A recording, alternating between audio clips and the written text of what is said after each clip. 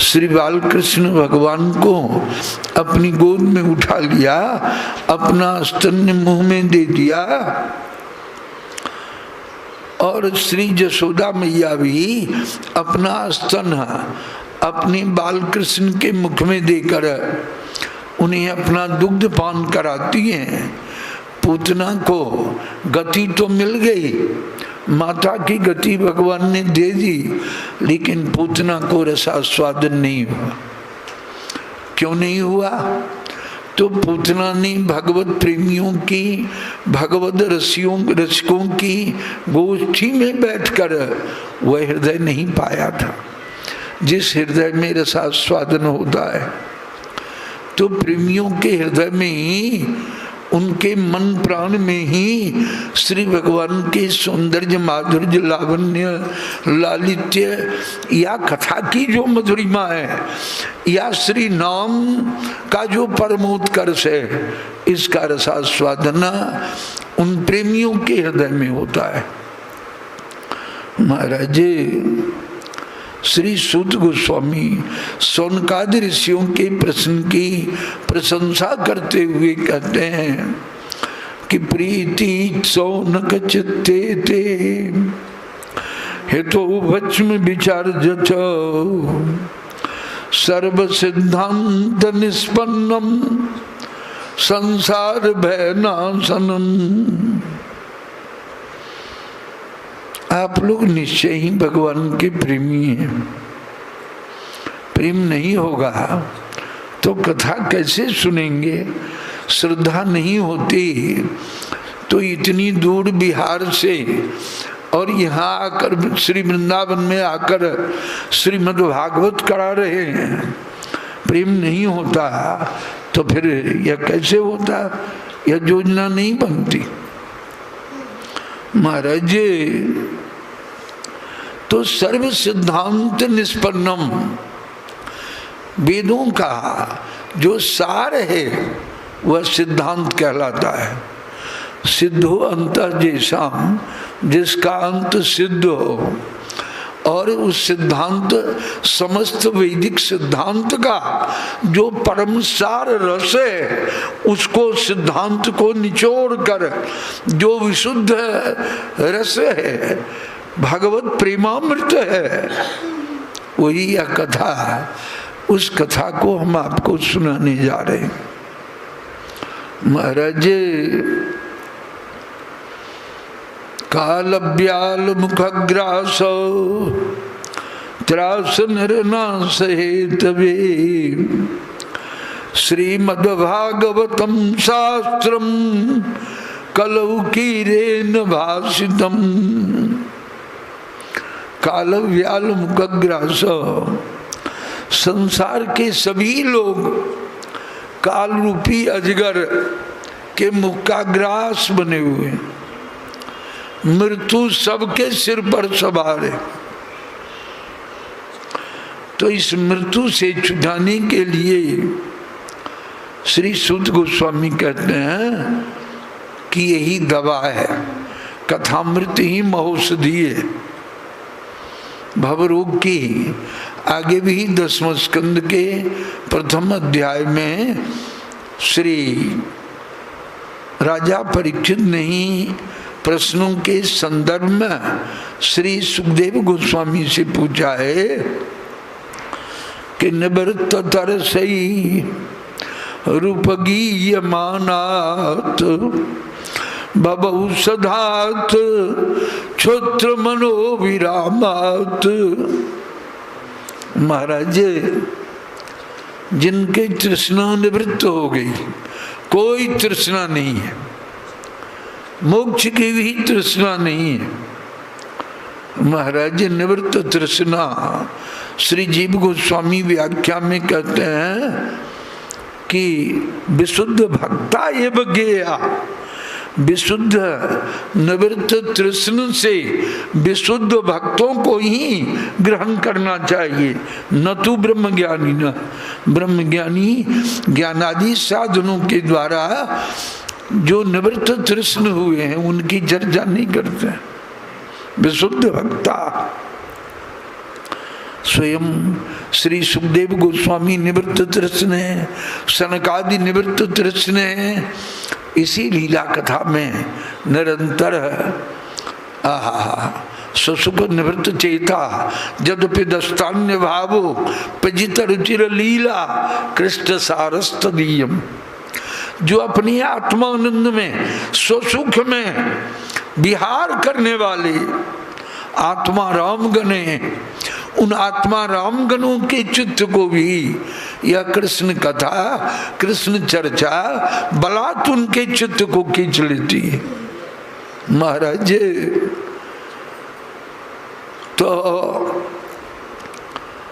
और भवरोग क्या है? बार बार जन्मना मरना, माँ के गर्भ में जाना। इस भवरोग की एकमात्र दवा है कथामृत। यही दवा है, यही औषधि। महाराज भवौषधात्। लेकिन जो विषय हैं भगवान की कथाओं में, जिनकी रुचि भगवान में रुचि नहीं है, भगवान को पाने की अभिलाषा नहीं है, लेकिन संसार में विषय सुख को चाहते हैं, तो संसार में जो सुख है वह सुख कहाँ से आएगा? वही जो आनंद घन सिंधु है, सुख सिंधु है, उसी का एक छोटा कणा अनंत शिखर त्रैलोक सुभाषी, उसका जो एक छोटा कणे है वही अनंत अनंत जो प्राकृत अपराकृत लोक है, इन सब लोकों में वही आनंद सिंधु का एक छोटा क्षुद्र कणा महाराज विराजित है, जिससे लोग संसार में भी सुख का अनुभव करते हैं। महाराज इसीलिए विषी लोग भी इस कथामृत से प्रेम करते हैं। आइए मूल कथा की चर्चा करें। तो श्री सूत गोस्वामी कहते हैं कि काल रूपी जो अजगर है, यानी काल भी उसका कुछ नहीं बिगाड़ सकता जो भगवान की शुद्ध शरण में। महाराज मृत्यु की सामर्थ्य नहीं है, मृत्यु उन्हें नहीं मार सकती है। लेकिन आप कहेंगे कि संत भक्तों को भी मरते हुए देखता हूँ, बीमार पड़ते हुए देखता हूँ, तो सीधी बात है कि यह उनके प्रारब्ध का फल नहीं है। उनका प्रारब्ध तो प्रारब्ध कर्मेति विरौति वेद, उनका प्रारब्ध समाप्त हो चुका है, लेकिन उन्हें किसी प्रकार से देहाभिमान न हो, इसलिए भगवान उस शरीर में भी रोग आदि का समावेश करते हैं। दूसरी बात, वे तो अपने शरीर को छोड़कर, स्वेच्छा से छोड़कर अपने परमाराध्य परत्व प्रिया प्रीतम श्री राधा गोविंद की नित्य लीला में प्रवेश करते हैं। महाराज इस कथामृत की दुर्लभता के संबंध में कहते हैं कि परीक्षिते कथाम वक्तुम सभायाम संस्थिते सुखे सुधा कुंभम गृहीत्वैव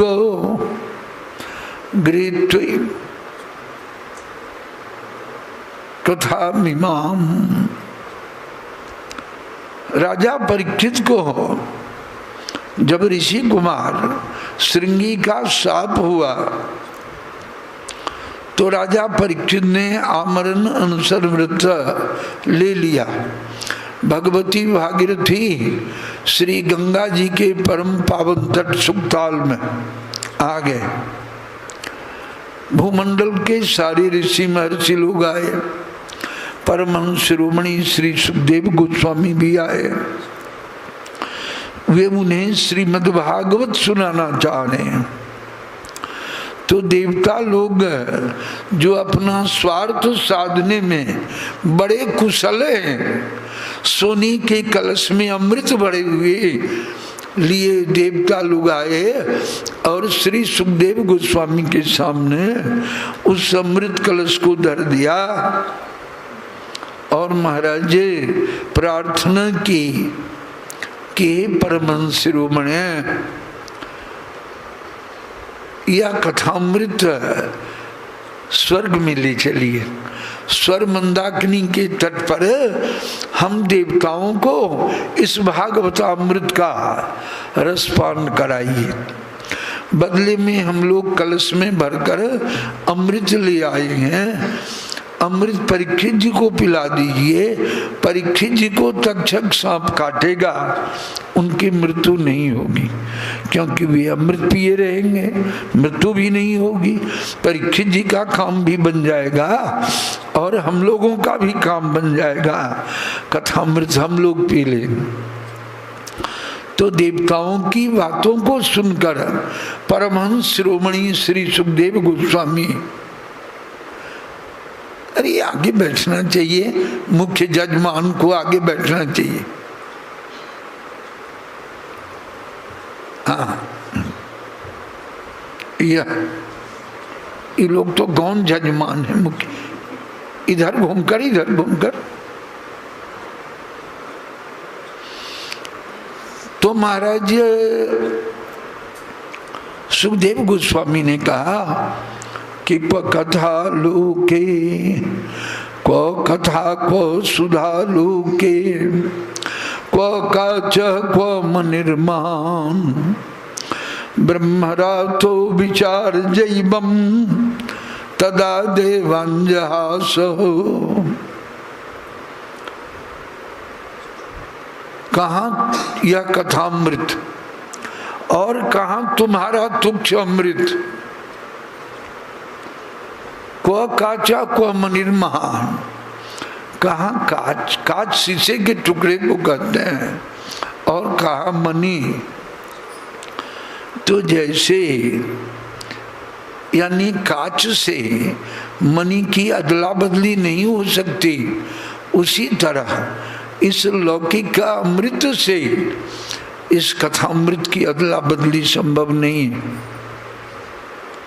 यह कथामृत केवल मृत्यु के भय को नहीं मिटाती है, वह केवल मृत्यु के भय को मिटाती है, वह जो स्वर्ग का अमृत है। लेकिन देवता तो अमृत पीते हैं, फिर भी उनकी आयु की सीमा है, समय पर मर जाते हैं, तभी मरते हैं देवता लोग, उत्पत्ति से गिरा दिए जाते हैं। छीने पुण्य मर्त लोकम विसंति। तो यह अमृत यानी विषय, विषयोन्माद को यानी विषय भोगने की प्रवृत्ति में प्रवृत्त करने वाला है, जो नरक का कारण है। और यह जो कथामृत है, यह संसार की सब कामनाओं वासनाओं को, धर्म अर्थ काम तो क्या, मोक्ष पर्यंत की भी जो कामना है उसको भी छुड़ा कर भगवान के चरण कमलों की प्रेम सेवा प्रदान करने वाला यह अमृत है। इस अमृत की कोई तुलना नहीं है कथामृत की। 9,200 कथामृतम। सुत गोस्वामी कहते हैं उन देवताओं के लिए अभक्त शब्द का प्रयोग करते हैं कि अभक्तान सांच विज्ञायो 9,200 कथामृतम। देवता लोग यदि बिना अमृत लिए हुए श्रद्धा से दीनहीन बनकर आते और सुखदेव गोस्वामी से प्रार्थना करते कि हम लोगों को भी कथामृत का दान कीजिए, तो सुखदेव गोस्वामी उन देवताओं को भी कथामृत का पान कराते। लेकिन देवता लोग फूल कराए थे कि हम अमृत के बदले कथामृत लेने आए, तो इस अमृत के बदले कहीं कथामृत दिया जाए। इसीलिए सुध गोस्वामी ने देवताओं के लिए अभक्त शब्द का प्रयोग कर दिया कि देवता भक्त होते तो कथामृत की महिमा को समझते, लेकिन अमृत के बदले कथामृत लेने आए।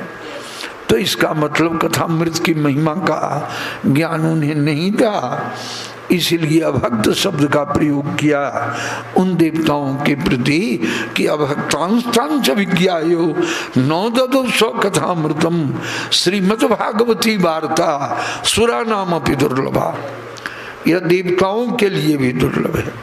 और राज्यो मोक्षम तथा वीक्ष पुरा धाता भी विस्मृत सत्यलोके तुलाम बद्ध्वा तोलयत साधना निज लघु नन्यानि जातानि गौरवेण इदं मत। तो राजा परीक्षित जब श्रीमद् भागवत श्रवण के बाद श्री भगवान के श्रीमद् गोलोक धाम का अभिगमन कर रहे हैं। देखिए, असल में यानी राजा परीक्षित को जदुवंश में प्रकट होने वाले भगवान वासुदेव में प्रीति थी, वासुदेव में प्रीति, और परीक्षित जी उसी से संबंधित थे। राजा परीक्षित और उनकी माता उत्तरा। लेकिन जब परीक्षित जी को दसम स्कंध की भगवान ब्रजेंद्र नंदन श्री कृष्णचंद्र की मधुर रुचिर लीलाओं का रसास्वादन हुआ तो भाव बदल गया, तो वृंदावन बिहारी की उपासना हो गई परीक्षित जी की। यह बात श्रीमद् भागवत में नहीं है, यह बृहद भागवतामृत में है। तो बृहद जब सुखदेव गोस्वामी राजा परीक्षित को कथा सुनाकर विदा हो गए तो राजा परीक्षित की माँ श्री उत्तरा जी आई और परीक्षित जी को बड़ा प्रसन्न देखा। कहा कि बेटा आज तुम इतने प्रसन्न कैसे हो? तो राजा परीक्षित ने कहा क्यों माँ? तो आज तो तुम्हारी मृत्यु होने वाली है। राजा परीक्षित ने कहा कि माँ मृत्यु मुझे नहीं मार सकती, मौत की सामर्थ्य नहीं है। तो बेटा मैं तो इसी दुख के कारण सुखदेव गोस्वामी के मुख से श्रीमद् भागवत नहीं सुन सकी कि आज के 7वें दिन मेरा बेटा मर जाएगा। जब तुम इतने गदगद हो, इतने आनंद परिप्लुत हो, महाराज जिस दिन मेरे परमाराध्य गुरुदेव ने शरीर छोड़ा और मैं अकेले उनके पास था, सब पंगत में आए थे, वे केवल राधे राधे बोलते थे, बोलना बंद कर दिया। मैंने कहा कि आपको कष्ट होता होगा, तो उन्होंने संकेत से राधे राधे कहा। फिर मैंने कहा हम लोगों को बुझाता है कि आपको कष्ट होता होगा, तो खूब जोर से हंसे कि मैं परमानंद में डूबा हुआ हूं।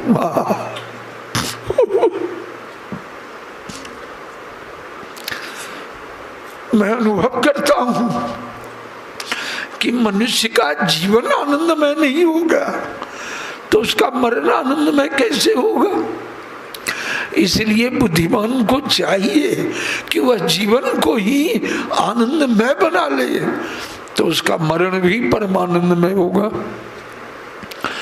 तो महाराज श्री परीक्षित जी की माँ उत्तरा जी ने कहा कि बेटा तुम मुझे सुनाओ, तुम जो सुखदेव गोस्वामी से सुने हो उस कथा का जो सार है मुझे श्रवण कराओ। सुनाओ।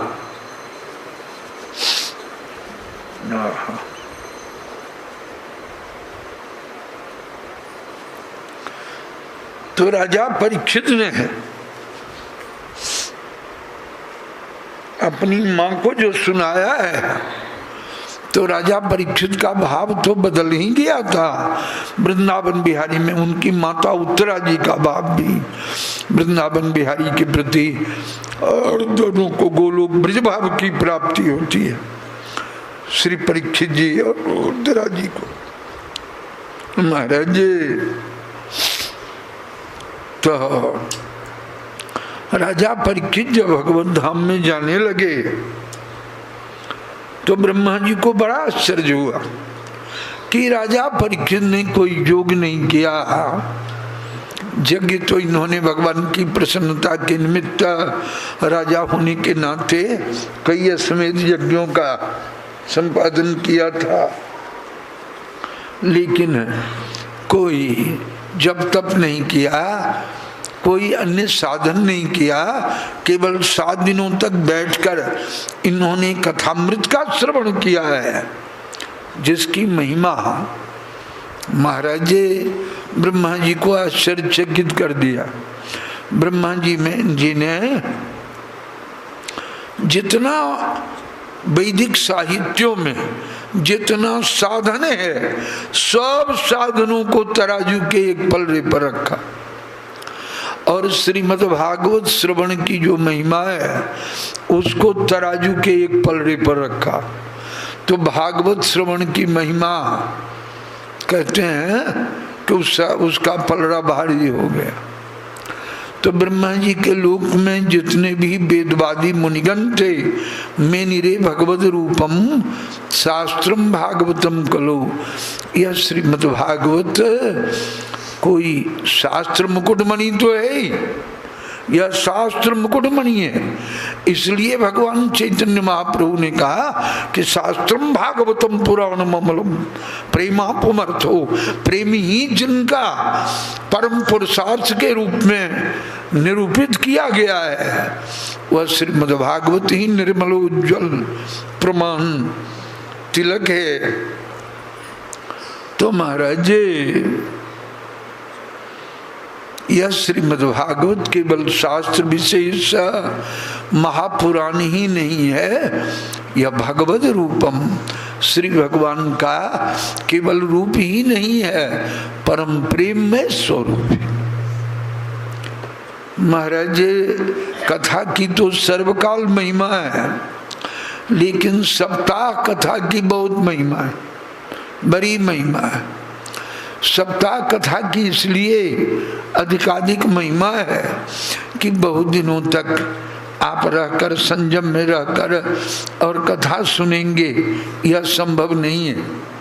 वैसे मत बैठिए, संभव नहीं है, लेकिन 7 दिनों तक घर छोड़कर चले आए हैं और 7 दिनों तक कथा आराम से सुनेंगे, इसलिए सप्ताह का प्रतिष्ठापन हो गया।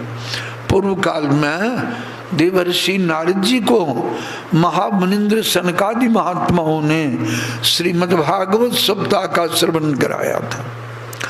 सनकादि ऋषियों ने पूछा कि यह प्रसंग किस प्रकार है, हम लोगों को सुनाइए। श्री सूत गोस्वामी ने कहा कि एक बार श्री देवर्षि नारद जी बद्रिकाश्रम में आए। महाराज तो महामुनिंद्र ब्रह्मा जी के मानस पुत्र महामुनिंद्र सनक, सनंदन, सनातन और सनत कुमार, इन 4 परमर्षियों से महाराज भेंट हो गई, दंडवत प्रणाम हुआ। इन दिनों श्री नारद जी उदास थे और ये महात्मा गण कैसे हैं, तो सृष्टि में अग्रजन्मा है, मानवीय सृष्टि में सबसे पहले इनका जन्म हुआ है, लेकिन सदा 5 वर्ष के ही बने रहते हैं। तो अवस्था में काल है, यानी इन्हें बूढ़ा क्यों नहीं करता या मृत्यु के मुख में क्यों नहीं ले जाता, तो उसका कारण बतलाते हैं कि सदा वैकुंठ निलया हरि कीर्तन तत्परा लीला मृत रसोन्मत्ता कथा मात्रैक जीविन। महाराज कहीं अपना आश्रम नहीं बनाए, वैकुंठ को ही अपना घर मानते हैं। सदा वैकुंठ जीव मात्र का, हम सब लोगों का अपना घर कहाँ है? श्री वृंदावन, जहाँ हमारे प्रियतम रहते हैं, प्रेमास्पद रहते हैं। मेरे परमाराध्य गुरुदेव जब अंतिम बार श्री वृंदावन आने लगे तो रतनपुर आश्रम में बहुत लोगों की भीड़ हो गई। गांव-गांव से लोग आए कि सरकार अब वृंदावन से लौटकर बिहार नहीं आएंगे। तो लोग बहुत रोते धोते थे। तो मेरे गुरु महाराज ने कहा कि सुनो, किसी लड़की का जब विवाह होता है तो वह ससुराल जाती है कि नहीं जाती है, कि सदा वो नैहर में ही रहती है? तो अपनी प्रियतम के धाम में जा रहा हूँ, जो मेरा वास्तविक अपना नित्य निवास स्थान है, नित्य घर है, सबको ही जाना है। जिसने दीक्षा मंत्र ली है और थोड़ी बहुत भी भगवान की उपासना करता है तो एक जन्म में न सही अनेक जन्मों में ही सही उससे श्री वृंदावन ही पहुँचना है, निकुंज की ही उन्हें लीला में समाना है, जाना है। अस्तु, तो सदा वैकुंठ निलया और हरि कीर्तन तत्परा। अगर बहुत श्रोता नहीं मिले, मेरी भी बहुत माने आदत ऐसी थी कि बहुत श्रोताओं में भी मैं ठीक से कथा कर सकता था, और थोड़े श्रोता हो तो मुझे मन नहीं लगता था कथा में। अब सो बात नहीं है, एक दो भी ठीक श्रोता हो ग्रहण करने वाला तो फिर आनंद आ जाता है। ग्रहण करने वाला होना चाहिए। तो लीलामृत रसोन्मत्ता, ये सनकादि महात्मागण 4 भाई हैं, तो बहुत श्रोता नहीं मिले तो कोई परवाह नहीं। एक भाई वक्ता बन गए और 3 भाई श्रोता बन गए और भगवान की लीला कथा होने लगे। यही व्यसन है हरि कथामृत का। महाराज लीलामृत रसोन्मत्ता, इसी लीला कथामृत रस को पीकर मत बने रहते हैं। कथा मात्र के जीवी ना महाराज, कथामृत ही लोगों का जीवन है। तो श्री नारद जी जब मिले, श्री नारद जी उदास थे। इन महात्माओं ने कहा कि नारद जी, आप तो विरक्तों में शिरोमणि हैं, आप फिर इतने उदास क्यों हैं? श्री नारद जी ने कहा कि महात्माओं, क्या बताऊं, हम पृथ्वी लोक को ही सर्वश्रेष्ठ लोक समझकर यहाँ के तीर्थों में घूमने गए थे। तो बहुत दिनों तक यहाँ के तीर्थों में हरिक्षेत्रम, कुरुक्षेत्रम, श्रीरंगम, सेतुबंधनम, काशीम, गोदावरीम तथा इन सब तीर्थों में घूमते रहे। लीला पश्यम कुत्रचित धर्मो मन संतोष कारकम, कहीं भी मन को संतुष्ट करने वाला धर्म दिखाई नहीं दिया। इस तरह एवं पश्यन, गाँव में गए, बड़े बड़े नगरों में गए, जहाँ गए वहाँ कलह देखा। भाई भाई में कलह, पति पत्नी में कलह, पिता पुत्र में कलह। मन कल युग है, कलह प्रधान युग है। तो महाराज कहीं सुख शांति नहीं। तो इस तरह कलयुग के दोषों को देखता हुआ मैं श्री धाम वृंदावन में आ गया। यहाँ श्री जमुना जी के परम पावन तट पर मैंने एक बड़ा आश्चर्य देखा कि एका तो तरुणी तत्र निसन्ना खिन्न मानसा, एक परम सुंदरी युवती खिन्ना निसन्न मानसा, यानी दुखी उदास, वो सुंदरी युवती। और अनेक सुंदरी युवतियां उनकी सेवा कर रही थी, कोई पंखा, कोई चमर डुला रही थी, कोई उनके पाँव की सेवा कर रही थी। लेकिन उस परम सुंदरी युवती के दोनों बगल में दो वृद्ध मूर्छावस्था में पड़े हुए थे। तो भीड़ देखकर श्री नारद जी भी चले गए।